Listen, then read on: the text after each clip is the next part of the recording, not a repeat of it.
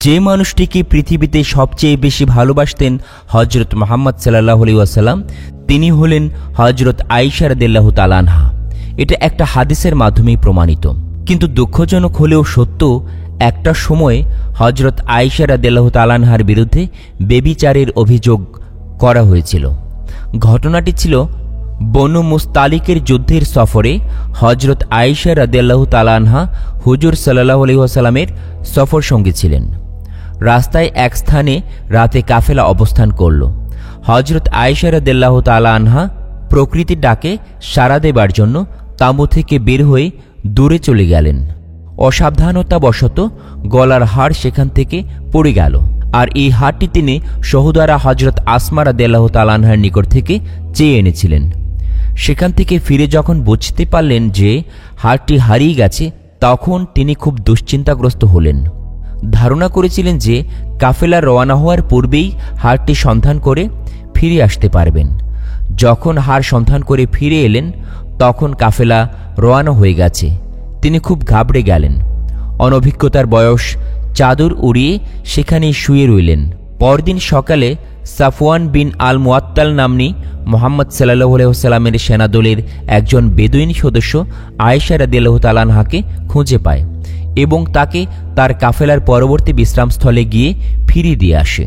হযরত সাফওয়ান রাদিয়াল্লাহু তাআলা আনহু মতান্তরে হযরত সাফওয়ান রাদিয়াল্লাহু তাআলা আনহু কোনো ব্যবস্থাপনা বিষয়ক প্রয়োজনে কাফেলার পেছনে রয়ে গিয়েছিলেন। তিনি হযরত আয়েশা রাদিয়াল্লাহু তাআলা আনহাকে চিনে ফেললেন, কেননা শৈশবে অথবা পর্দার আয়াত নাজিল হওয়ার পূর্বে তাকে দেখেছিলেন। তিনি তাকে পেছনে পড়ার কারণ জিজ্ঞেস করলেন। যখন ঘটনা জ্ঞাত হলেন, তখন খুব হামদরদি প্রদর্শন করলেন।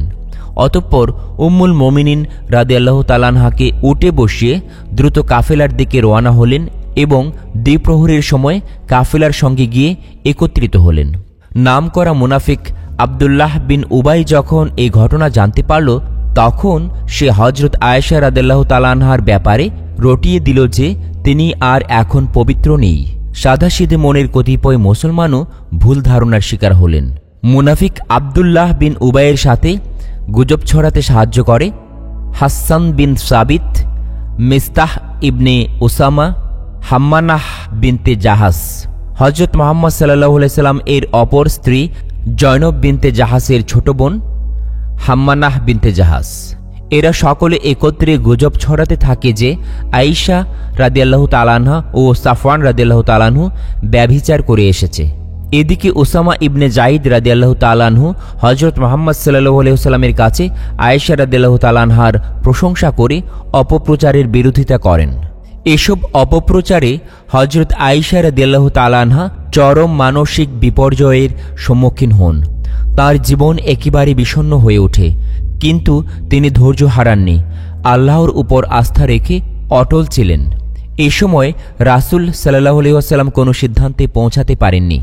যদিও হযরত আলী রাদিয়াল্লাহু তাআলা আনহু মুহাম্মদ সাল্লাল্লাহু আলাইহি ওয়াসাল্লামকে পরামর্শ দেন যে তিনি যেন আয়েশাকে তালাক দেন। এই সময় রাসূলুল্লাহ সাল্লাল্লাহু আলাইহি ওয়াসাল্লাম কোনো সিদ্ধান্তে পৌঁছাতে পারেননি।